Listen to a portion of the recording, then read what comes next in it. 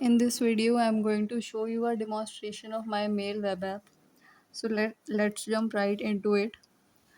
First thing we are going to see here is the send mail feature. So we go to compose and fill in the form that is we enter the recipient's email here. Then we enter the subject and then the body content. Finally, we will click on submit. This all happens through the help of JavaScript's logic that I implemented in the code.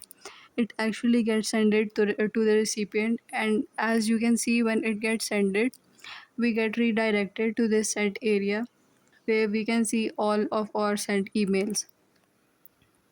And now for this mailbox, in the very previous same way, we can see when that we saw the send feature.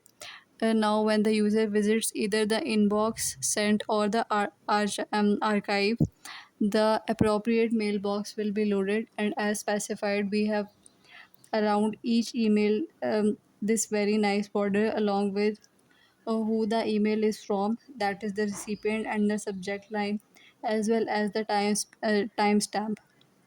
Another thing about this is that when you can see that the email is unread, it appears with a white background, and then when we click on it, it gets read and its background will change into gray color.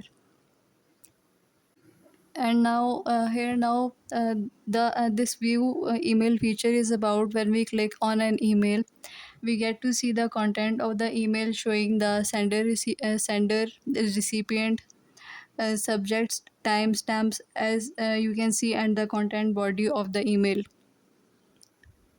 And now looking at the archive and archive feature, which we can see in the inbox by clicking on any email. In the inbox section, we have the archive button, which we click on it, it get added to the archive section. After it gets added, we get directed to the inbox section, and now when from here in the archive, we open this email. Now we can see we have the unarchive it button, and again if we click on it, we get redirected to the inbox as we wanted to.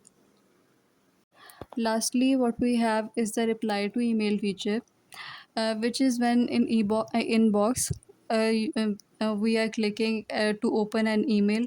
We can reply to the email by clicking this reply button, and when we click on it, we are taken to this email composition form, including that the composition form is pre-filled here with the recipient, that is whoever sent that email which we are replying to, and the subject you can see is also pre-filled as was in the original email.